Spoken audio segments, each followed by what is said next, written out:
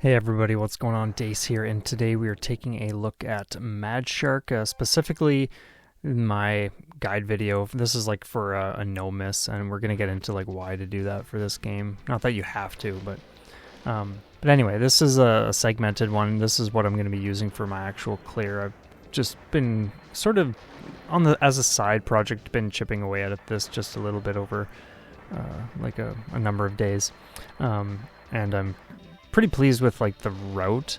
Now anyway, there are a few things I will mention first, and we'll do it in stage one because there isn't much going on here anyway, but for the most part there are hidden star items that give you like huge points. The thing is, like, you don't really need to go play for score here.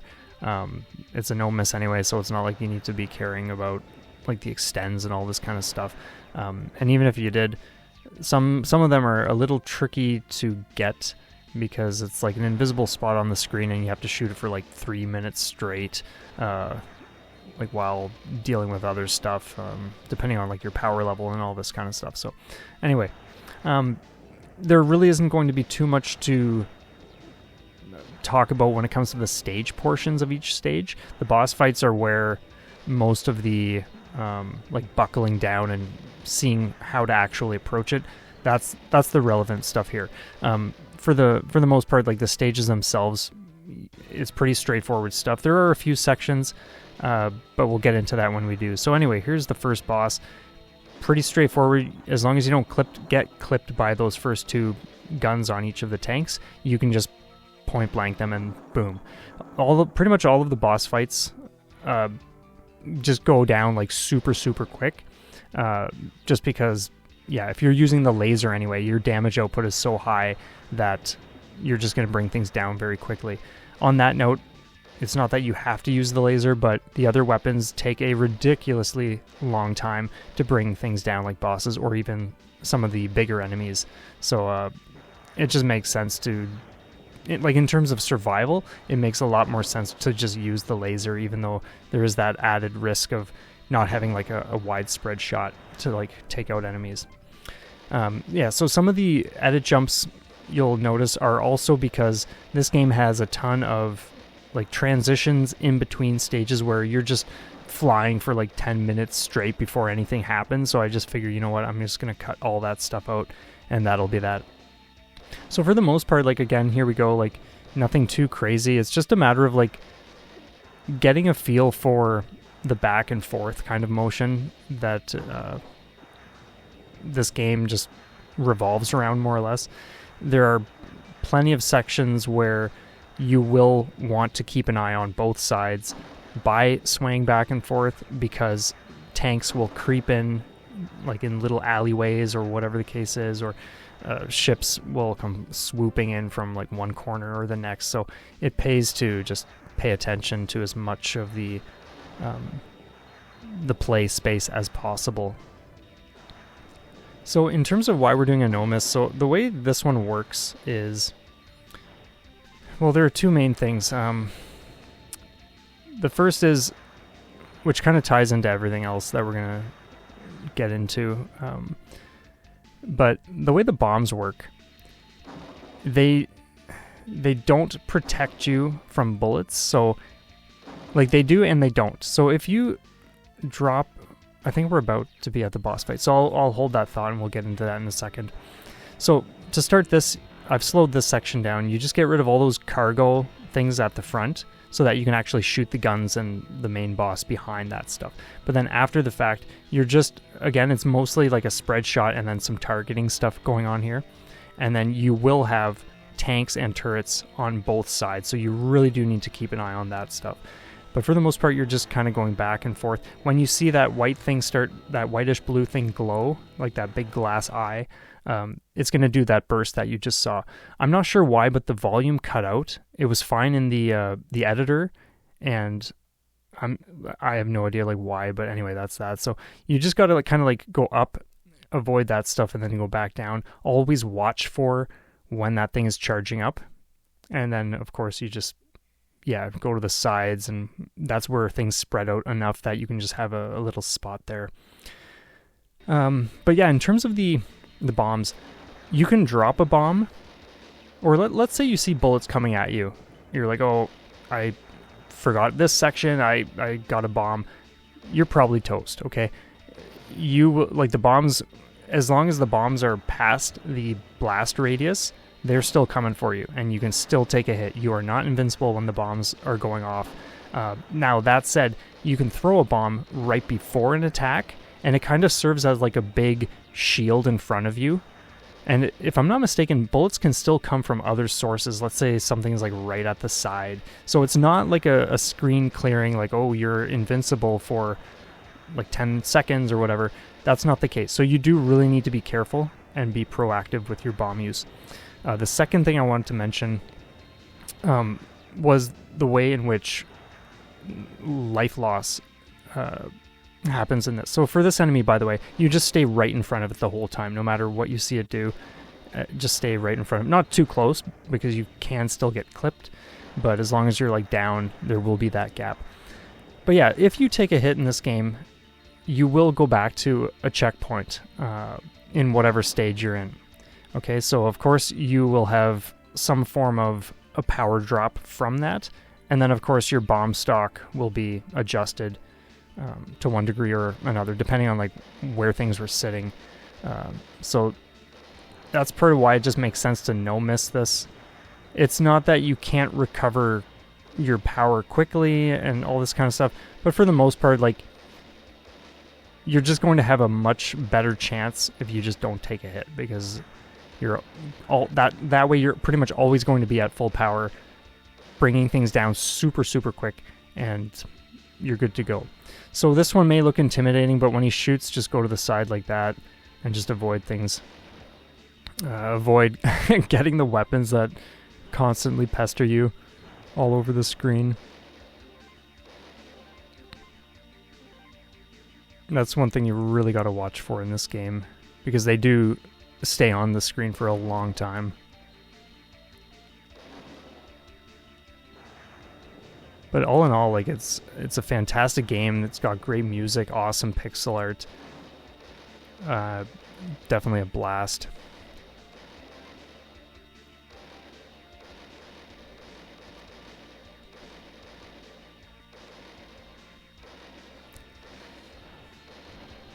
Now this is a section that can definitely catch you off guard, because we do have a lot of stuff going on right there.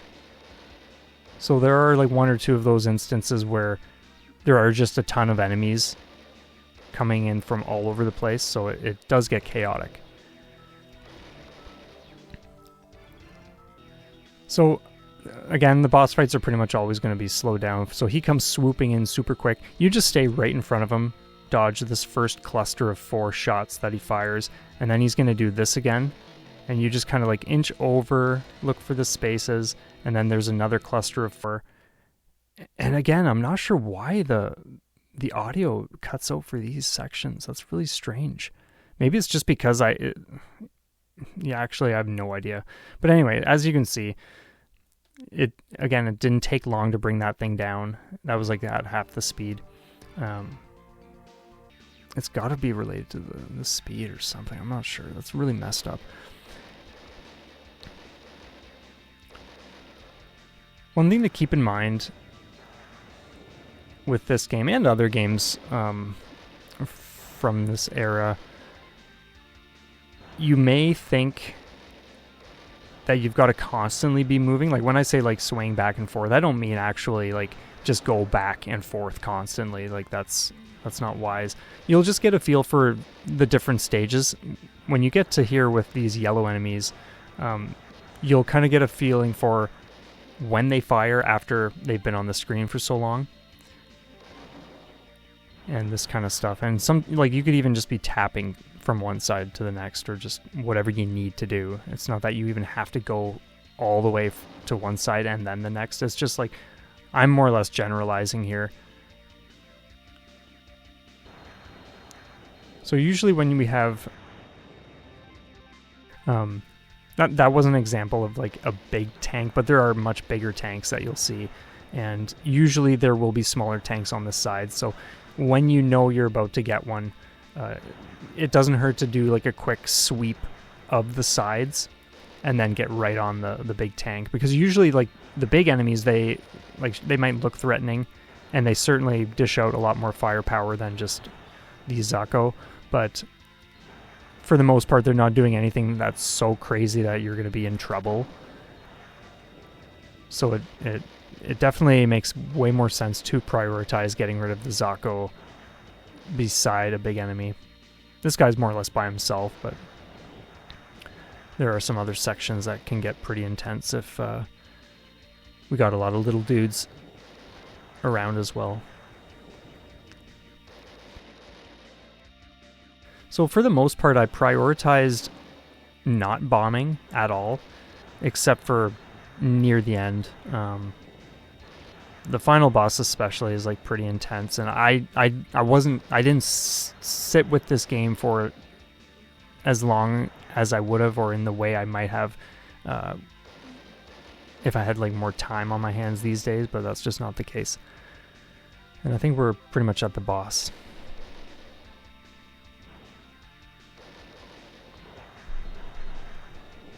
So in that sense, there's definitely a lot more learning that could go into this for sure. And a lot more experimentation, but this is what I've got so far. And this is a really fun boss fight coming up here.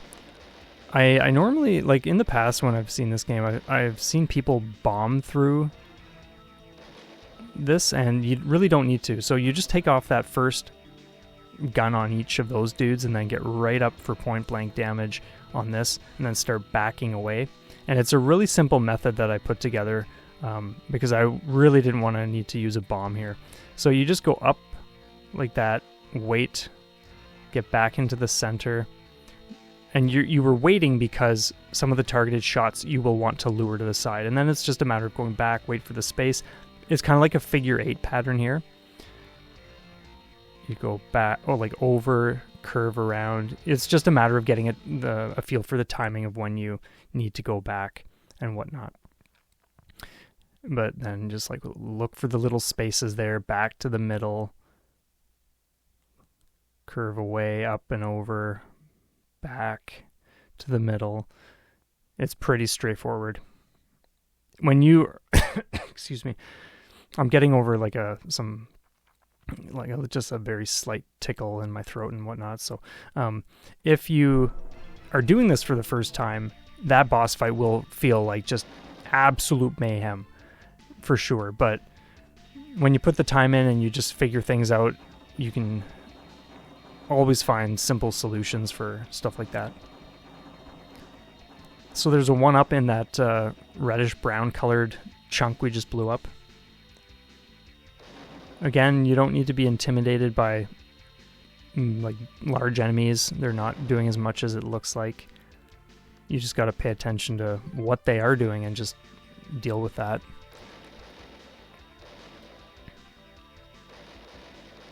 So these ones, they can circle you. If it's not these ones, it's the ones in the later stages, but I'm pretty sure it's these ones. If they survive long enough, they'll just kind of like curve all, yeah, totally, like stuff like that, where they're just eyeing you. They're not necessarily going to shoot right away again, like you have time to take them out and that kind of stuff, but you just gotta be careful, keep it on dudes like that, because like it's so easy to get clipped by just something that happens to still be on the screen, or you fly into an enemy or whatever. So here we have some medium-sized tanks that roll out. Sometimes we have like one on either side coming in. Sometimes it's simultaneous, or it might be timed differently. But they don't do much, and they go down super quick when you are at max power. For the most part, none of these enemies will really have a chance to do anything to you because of how much damage the laser weapon does.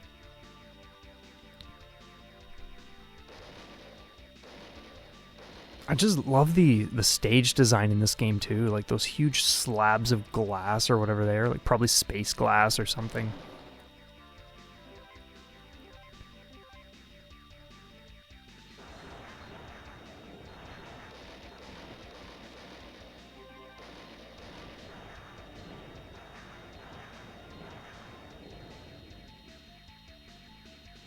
So that for that enemy, as you can see, you just avoid like the trail of bullets that like kind of follows you around, and wait for your next opening to get in there to finish it off.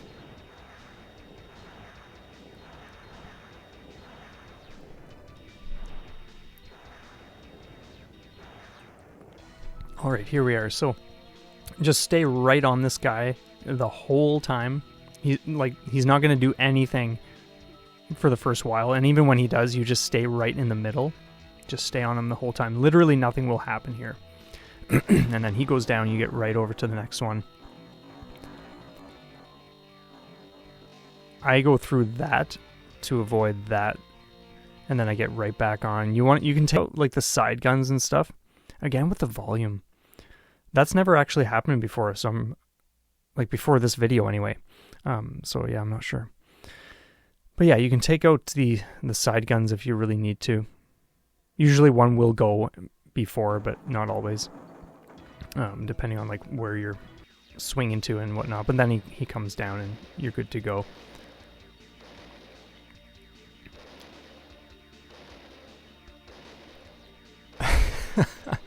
I love these enemies because it's like, okay, so for here, you just tap, and you're good. Boom, easy. I love those yellow enemies because like what ship would actually ever do that in real life? Like they fire a shot and then they just start spinning in a circle. Same thing here. Tap, and you're good.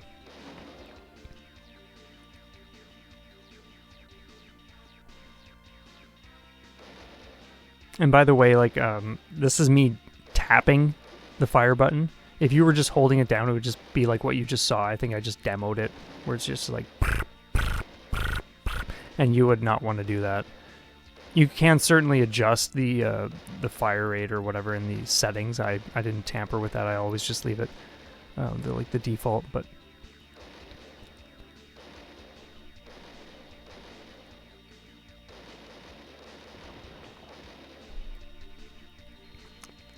So we got a big tank on that side, and then we got one right away on this side.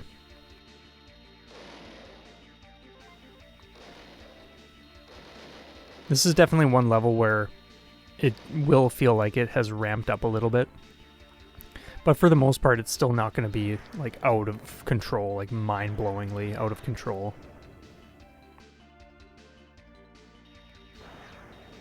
And interestingly enough, there is a lot of breathing room. Like right there, you saw, like we had a bit of a breather, and there are those pockets of peace.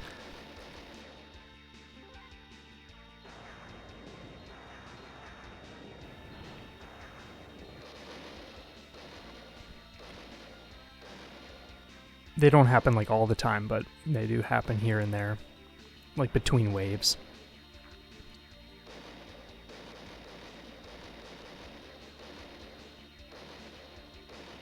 Yeah, tap dodging is great. It's, if you're not like so familiar with tackling these types of games or like older games, or even like tap dodging in general, one thing you can do is like offset yourself from the enemy just so that like the corner of your attack is hitting it, and then start working yourself to like one side so that you're more in front of it. And that way, like if you have a group of like yellow enemies that are already targeting you, it's not like you're missing out on damage on the main thing you're trying to take out. So for this thing, you just go back and forth like this, get a feeling for timing of the shots, and then up and around like this. So this is a really, really nasty battle. I'll touch on something momentarily, but I think I'll just focus on like the method. So you bomb right there because he's going to do this extraordinarily nasty method, or like mess of a bullet spray, and you can just do another one. I did come up with a way to like circle up and around the top, but it is so incredibly dangerous with how frequently he fires the targeted spread shots that sometimes you'll get clipped or whatever the case is. So I just figure, you know what, for the purposes of this video and survival and guiding people if they are tackling this game, we're just going to use bombs there.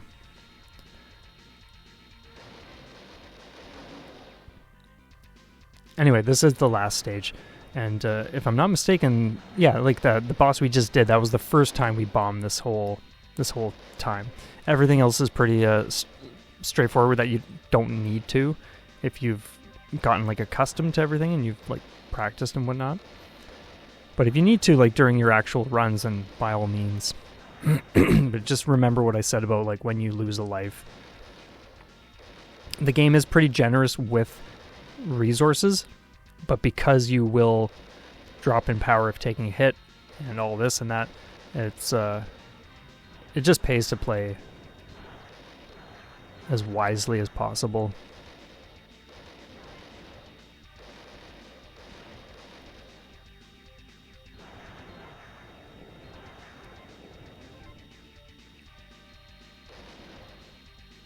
I love in games when like the stage 1 boss will become well, not become, but like there are other stage 1 bosses, but like they're just regular enemies or like large enemies in later stages. I always think that's really cool to see,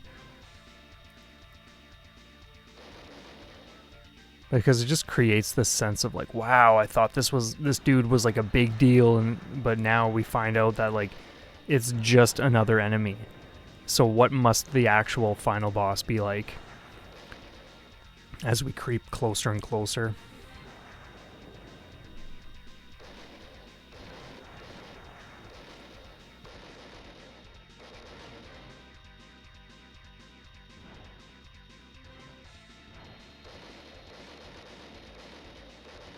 Oh, some of that stuff is nasty. Those guys that just like firing straight across the screen, just like floating around there. Like that was, well, like what on earth was that?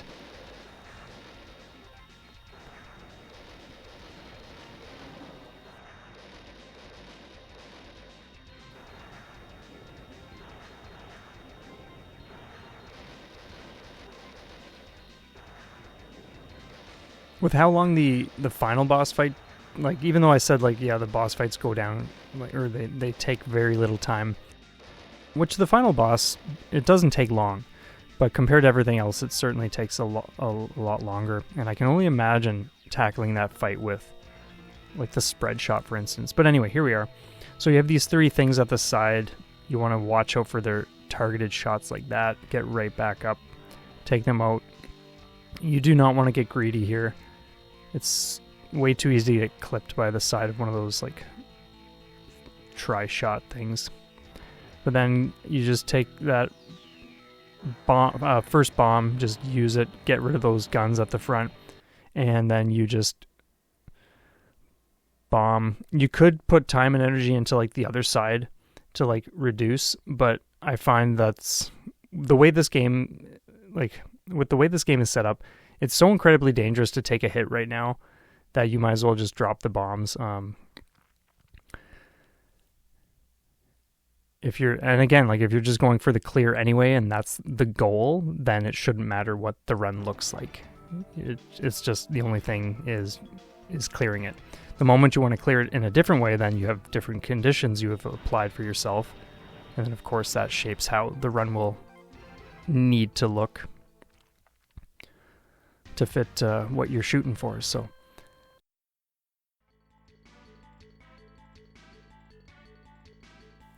anyway, that's the method for Mad Shark. Really cool game. I won't chat through all the credits and whatnot, but anyway, let me know what you think down below if you've played this, if you would like to at some point. I always love seeing what Hamster dishes out for like the Arcade Archives series. They do a lot of stuff. Looks like I'm pretty much talking until the end. I thought it went longer, but I think I actually got rid of some of the credit roll stuff. But there is a second loop, by the way. So yeah, that's where things get crazy. But anyway, thanks so much for watching. You guys have an awesome one, and we will see you next time.